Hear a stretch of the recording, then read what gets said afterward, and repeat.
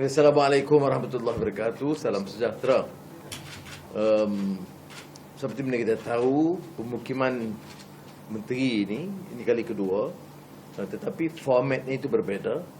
Pertama, kita tidak minta menteri-menteri atau pandangan kerajaan disampaikan, tetapi kita dapatkan input dari sektor swasta, ilmuwan, penyelidik, majoritinya orang Malaysia, tetapi juga satu dua pakar-pakar peringkat antarabangsa.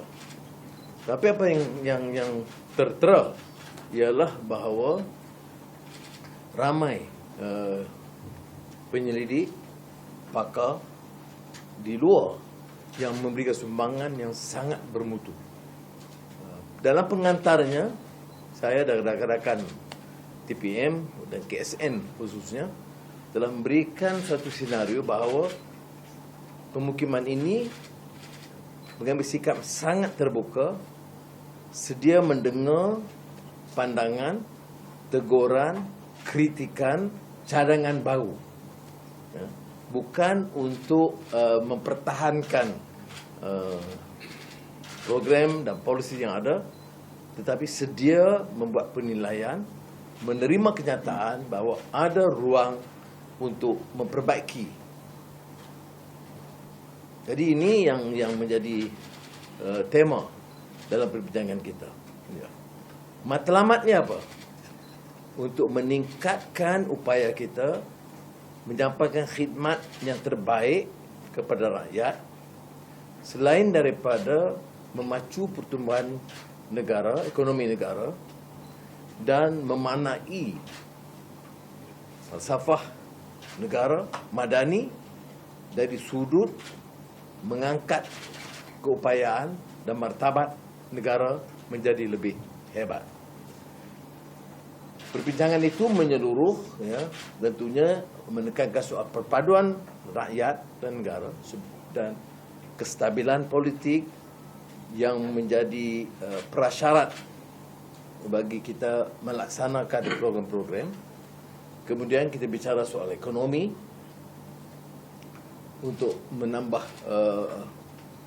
pelaburan domestik dan luar negara, dan juga memfokus beberapa isu khusus meningkatkan mutu pendidikan negara, termasuk TVET dan pendidikan teknologi, soal digital, soal artificial intelligence, dan juga beberapa isu yang kita telah cerakin dalam beberapa pengumuman dasar sebelumnya. Transisi tenaga, peralihan tenaga, transformasi digital, pelan perindustrian, reform perkhidmatan awam.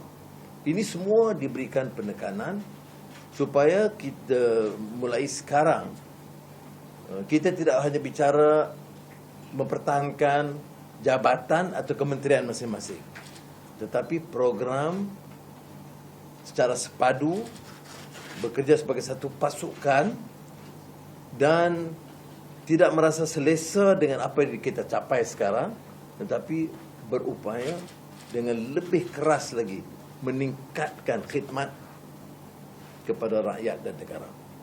Itu intisarinya apa yang kita lakukan, dan pelaksanaannya itu yang menjadi ukuran. Jadi tumpuan kita adalah ke arah pelaksanaan program dan dasar secara lebih berkesan. Dan saya ucap terima kasih kepada KSN dan rakan-rakan di Jabatan Perdana Menteri dan semua jabatan yang berkaitan yang telah meletakkan suatu mutu pemukiman yang sangat berprestasi dan membanggakan. Alhamdulillah. Baik. Okay.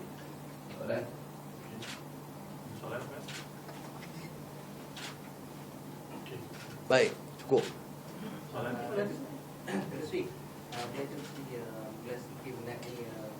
Pemuda daripada PM menyatakan kemungkinan ini boleh mengurung semua TV. Dia kata kurung ahli parlimen. Ya, sebagiannya di parlimen, sebagiannya senator. Tapi ini pemukiman menteri, dan untuk menjimatkan kos, semua menteri-menteri dia agak pulang, tidur di rumah masing-masing dan datang pagi-pagi ke sini. Jadi tidak ada isu. Tapi ini maknanya janganlah minta saya ulas hal-hal sebegian. Memadai saya minta ketua cabang keadilan segambut jawab cukup lah. Okey? Datuk Sri, boleh tahu siapa akan dilantik sebagai the next EPF CEO? Akan diputuskan segera. Dia kerana proses harus dia hormati lah itu. Ada calon dikemukakan oleh tim yang memilih dengan kepakaran masing-masing. Ya. Ada calon yang sudah digelar pasti ke Datuk Sri? Ya. Ada calon yang sudah digelar pasti? Ada yang dikemukakan tapi akan diumumkan pada ketika dan memang disegerakan. Tetapi seperti biasa dalam semua pelantikan kita lalui tapisan. Tapisan SPRM, Lembaga Hasil Dalam Negeri, Bank Negara, PDRM. Dan itu kadang-kadang mengambil masa beberapa minggu. Baik. Datuk Sri, semalam SPAN mengumumkan kenaikan tarif air. So maybe Datuk Sri want to comment on it? Sudah dijelaskan oleh semua pihak bahawa semua negeri meminta kita naikkan dalam mesyuarat dengan Menteri Besar, Ketua Menteri, dan ada negeri yang tidak naikkan selama 40 tahun lebih. Dia mereka mengusulkan dan Kerajaan Persekutuan setuju. Datuk Sri, what are the key priorities of your economic outlook for this year? In view of the uncertainties, what is your take on the low-hanging fruits that the region government will be looking at? Firstly, of course, clarity of policy. I mean, political stability, followed by clarity of policies. And we have enunciated some of these programs. And then, again, to ask the MITI Minister to effectively coordinate, simplify the process, and then MIDA to undertake measures. This has been the most common complaint by potential investors in most of my meetings from China to the United States, and this can be resolved. And from the interest and commitment, I've seen very, very positive results. I'm not too particularly concerned or worried about the capacity and preparedness of potential investors coming in. And that should be the priority. But of course, related to that, of course, training, upskilling, and of course, some major changes, which includes, of course, TVET and related agencies.